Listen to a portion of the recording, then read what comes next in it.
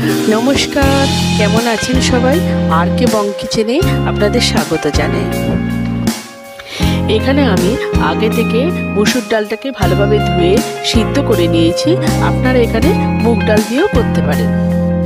এরপর পালং শাকটাকে কুচো করে কেটে ভালোভাবে ধুয়ে নিয়েছি। গ্যাসে কড়াই বসিয়ে সর্ষের তেল দিয়ে দিয়েছি। এরপর তেল গরম হয়ে গেছে, তেলের মধ্যে গোটা জিরে আর দুটো শুকনো লঙ্কাকে ফাটিয়ে দিয়ে দিলাম। এরপর একটা মাঝারি সাইজের পেঁয়াজের কুচি দিয়ে দিলাম আর দিয়ে দিলাম অল্প টমেটো কুচি।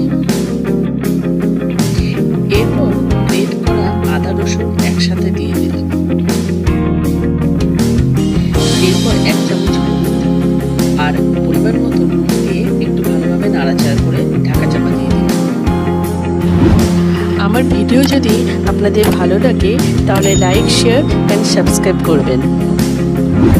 এরপর এক এক করে 1 চামচ লঙ্কা গুঁড়ো আর 1 চামচ ধনে গুঁড়ো আর আন্দাজ মতো চিনি দিয়ে আবারও ভালোভাবে নাড়াচাড়া করে নিয়ে নিলাম।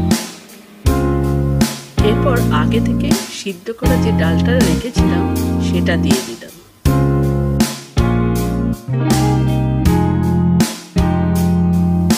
এরপর ডালটা ফুটে উঠলে পালং শাকটা দিয়ে দেব। আবার একটু নাড়াচাড়া করে নিলাম।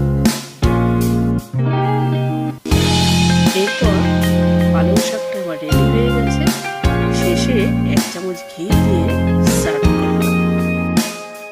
এটা খেতেও খুব টেস্টি হয় আর খুব সহজেই বানানো যায়। তাহলে আজকে ভিডিওটা শেষ করছি। পরবর্তী আরেকটা ভিডিওতে দেখা হবে।